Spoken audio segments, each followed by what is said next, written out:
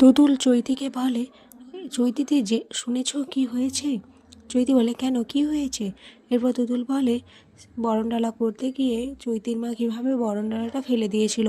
চৈতি বলে, তাহলে এখন কি হবে? তুতুল বলে, সবাই তো বলেছে এখন আর নতুন করে কিছু করতে হবে না, কিন্তু জানো ঝিল এসেছে। চৈতি বলে, ঝিল এখানে কি করতে এসেছে? তখন তুতুল বলে, সেটা আমি জানি না, তবে গয়নাগাটি পরে বেনারসি পরে এসেছে, বলেছে বিয়ে দেখতে এসেছে, বিয়ে দেখে নাকি এখান থেকে চলে যাবে। তবে আমি তোমাকে একটা কথা বলি চৈতিদি, আমি নিজে এর ভুক্তভোগী। নিজের ভালোবাসার মানুষকে কিছুতেই অন্য কারোর সাথে সহ্য করা যায় না, আর ভালোবাসার মানুষকে আগলে রাখতে হয়। তখন চৈতি বলে, মানে তুমি কি বলতে চাইছো? তুতুল বলে, সে ঋষভকে আগে থেকেই ভালোবাসতো, কিন্তু তাদের মাঝখানে তার দিদি ভ্রমর চলে এসেছে।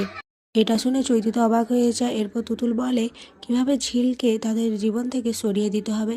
চৈতিও বলে, হ্যাঁ আমি তোমার কথা মতো রাজি। এরই মধ্যে চৈতির বাবা চলে আসে। চৈতির বাবা চৈতিকে দেখে বলে, আমার মেয়েটা খুব তাড়াতাড়ি বড় হয়ে গেল, কখন যে এতটা সময় পেরিয়ে গেল আমি নিজেই বুঝতে পারলাম না। এখন সে শ্বশুর বাড়ি যাবে, নিজের একটা সংসার হবে। চৈতিও তার বাবাকে জড়িয়ে ধরে আর কান্নাকাটি করতে থাকে।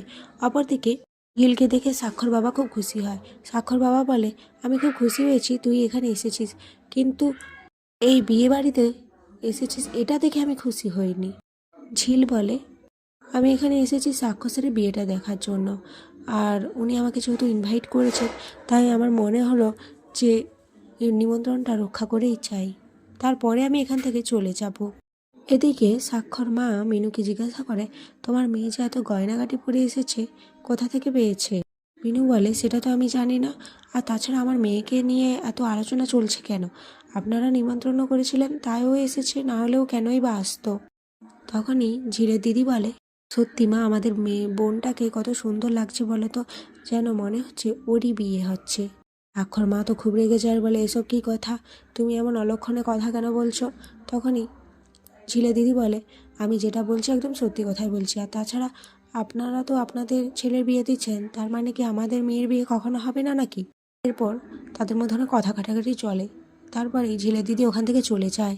এদিকে মণ্ডপে পুরোহিত মশাই কনেকে ডাকতে থাকে, আর চৈতিও চলে আসে। এরপর বিয়ে শুরু হয়ে যায়, আর ঝিল দাঁড়িয়ে দেখতে থাকে, আর সাক্ষ্য মনে মনে ভাবে আর কিছু সময় ঝিল, তারপরে সমস্ত কিছু জলের মতো পরিষ্কার হয়ে যাবে সবার কাছে। আর এখানে আজকের পর্ব শেষ হয়ে যায়।